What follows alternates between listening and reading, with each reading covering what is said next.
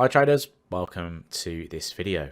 Are we witnessing a little bit of a decoupling between the US dollar yen and US 10-year yields right now? So I did a video a couple of weeks ago talking about how we can effectively use the prices of bond yields to trade US dollar yen essentially, and how one typically moves first and then we see the other follow it. But recent events, i.e. trade tariffs, have caused the US dollar 10-year yields and yields in general to rally hard. We're seeing a huge sell-off in bonds in the US, and that's why yields are rallying aggressively. But that leaves us with the question, why is dollar yen dropping lower? Should dollar yen follow it, and will it follow it essentially? So there's a couple of things I want to kind of follow on here and kind of decode, because it's not typical to see dollar yen move in one direction and yields you move the other. The one point that I can kind of point to here is the fact that here we had yields moving lower back in sort of July while dollar yen was still pushing higher, and what happened in this scenario is that dollar yen ended up catching up. So is this a familiar situation that we're having here? Are we going to see dollar yen catch up with yields, right? Because in a typical situation, when yields rise, usually the US dollar would rise, okay? And what we would typically see from the back of that is that markets will start to price in sort of a potential rate hike by the Fed. But that's not necessarily what we've got in this situation right now, because like I said before, usually higher yields equal stronger US dollar, and that in fact will be a higher dollar yen price, or vice versa. When yields fall, we usually see dollar weaken and we see dollar yen roll over, but we're not really getting that right now, and that's probably because of this trade war that's going on between Trump and China right now, and this battle that we've got together. Now, one theory really is the fact that risk sentiment, right? If we go take a look at what the volatility index has been doing recently, it's been a lot higher. It's up at the 49.92s right now. It's very high considering where we've been at. So when volatility rises like this, we usually see that kind of risk off mood. Now, usually the dollar is a risk off currency. It's seen as a potential safe haven. However, because the dollar is directly involved with what's going on, I don't think that it's being used as that right now. Instead, we're seeing flows into other markets like the Swiss franc and the Japanese yen. That's why we're still seeing that dollar yen strength, or the yen strength against the US dollar for now. But ultimately, we've got this huge move on the volatility index.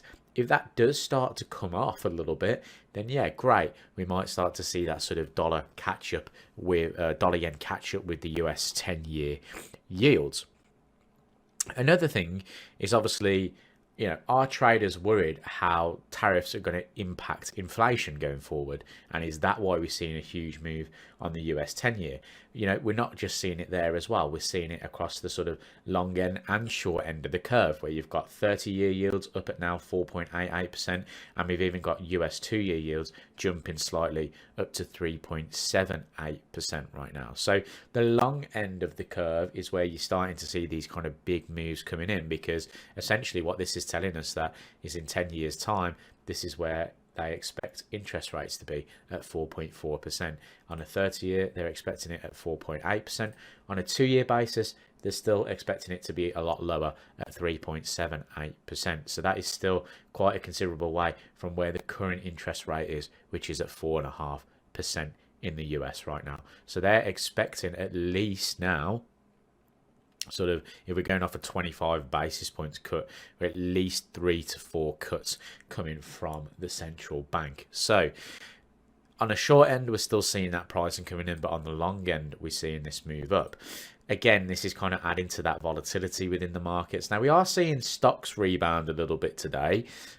Usually, we get like a negative correlation between sort of stock markets and the US 10-year yields. The reason being is because, well, typically when we start to see yields drive lower, that's pretty good for the stock market. Why? Because that means rates could come down, and that's where businesses thrive, is in environments where there's more capital or cheaper capital to borrow, right?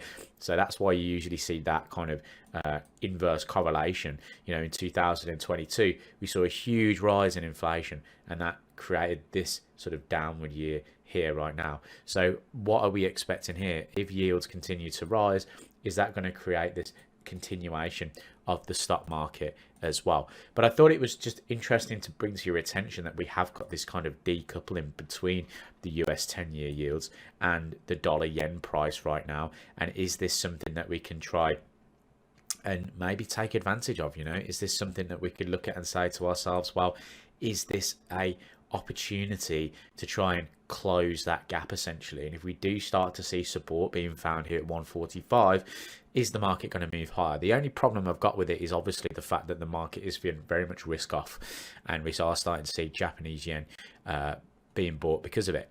The other thing as well is between the trade war of China and the US, right?